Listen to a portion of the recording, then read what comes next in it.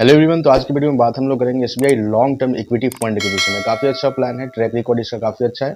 तो आप सामने देखिए क्या है इसका परफॉर्मेंस लास्ट, और इसमें क्यों इन्वेस्ट आपको करना चाहिए। तो दोस्तों सबसे पहले मैं क्लियर कट सब चीज़ें आपको इसके विषय में बता देता हूँ, आप वीडियो में बने रहिए लास्ट तक। तो दोस्तों सबसे पहले शुरू करते हैं हम लोग। तो दोस्तों ये देखिए SBI long term equity fund direct plan growth, यहाँ पे हम लोग देखते हैं। तो सबसे पहले तो ये वेरी हाई रिस्क में है, तो इन्वेस्ट कीजिए तो सोच समझ के कीजिए, ठीक है।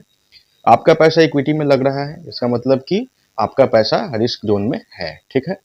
3 साल लॉक इन पीरियड है, ठीक है। 3 साल पैसा आप लगाकर भूल जाइए, ठीक है। लेकिन इसका रिटर्न जब आप देखेंगे तो आप बिल्कुल दांतों तले उंगली दबा लेंगे। दोस्तों आइए देखते हैं इसके आगे, देखिए किस प्रकार से इसका ग्राफ जो है बढ़ा है, देख सकते हैं। और ये फिलहाल जो है इसका एनएवी जो है वो 482 रुपये 9 पैसे है, ठीक है। 500 रुपये, सॉरी 482.09 है। मिनिमम एसआईपी जो है 500 रुपये से भी आप शुरू कर सकते हैं, ठीक है। इसमें दोनों ही ऑप्शन है, एसआईपी भी कर सकते हैं, लमसम अमाउंट भी, यानी कि एक बार भी आप यहाँ पे जमा करा के इन्वेस्ट कर सकते हैं। 5 स्टार रेटिंग है, क्योंकि काफी अच्छा परफॉर्मेंस इसका रहा है जब से ये फंड शुरू हुआ है। बहुत बड़ा फंड साइज है, 28,000 करोड़ रुपए का ये फंड साइज है लगभग, ठीक है। आइए देखते हैं इसके रिटर्न के विषय में। अगर ये फॉर एग्जाम्पल अगर हम ले लें कि अगर मान लीजिए 1 लाख रुपया अगर आप लगाते हैं वन टाइम लमसम अमाउंट, अगर 1 लाख इन्वेस्ट करते हैं तो आपको 1 साल में कितना देगा। देखिए 1 साल में आपको दे रहा है 1,53,870 रुपये। तो ये बहुत बड़ा रिटर्न है आपका। देखिए प्लस 53.87% यानी 54% का रिटर्न आपको दे रहा है। ओवर द पास्ट 3 ईयर्स के बाद अगर कितना देगा, तो देखिए और भी बढ़ जा रहा है ये आपका 107%, यानी कि 108% मान सकते हैं लगभग। देखिए यहाँ पर 2,07,755 रुपये जो आपने 1 लाख इन्वेस्ट किया था वो बन जाएगा, ठीक है। 5 ईयर्स के लिए आप इन्वेस्ट करेंगे तो कितना बनेगा। सबसे पहले दोस्तों मैं आपको बता दूं कि 3 ईयर्स तो लॉक इन पीरियड है ही, तो कम से कम 3 ईयर्स के लिए तो इन्वेस्ट करेंगे ही, ठीक है। 5 साल में अगर कितना बनेगा आपका, तो 5 साल में देख लीजिए ये आपका 1 लाख जो था वो 3,41,990 यानी 3,42,000 बन जा रहा है, ठीक है। ये कितना रिटर्न हुआ, तो देखिए यहाँ पर 241% का यहाँ पर इजाफा है, ठीक है। तो इस प्रकार देख सकते हैं ये कंसिस्टेंट परफॉर्मेंस करते रहा है, इसलिए काफ़ी टॉप रैंकिंग में ये जो फंड आता है और काफ़ी लोगों ने यहाँ पे इन्वेस्ट करेगा। होल्डिंग इसका देख लेते हैं कौन कौन है इसमें होल्डिंग्स।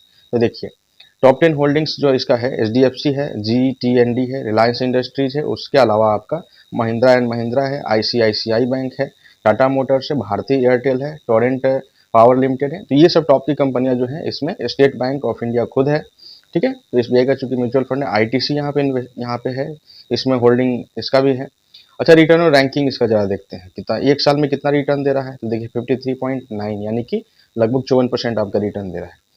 3 साल में कितना इसका रहा है, 27.6%। 5 साल में भी 27.9% यानी कि लगभग 28% आपका, ठीक है। और ओवरऑल अगर एवरेज देखा जाए तो 18.1% का इसका रिटर्न रहा है, ठीक है। रैंकिंग भी देख सकते हैं आपका 3 साल में हाईएस्ट यानी कि नंबर 1 का रैंकिंग इसका रहा है। पीयर कंपैरिजन में और भी इसके साथ और भी प्लान्स जो हैं अन्य कंपनियों के आप देख सकते हैं, लेकिन इसमें रिटर्न आपका ज़्यादा है, सबसे ज़्यादा है।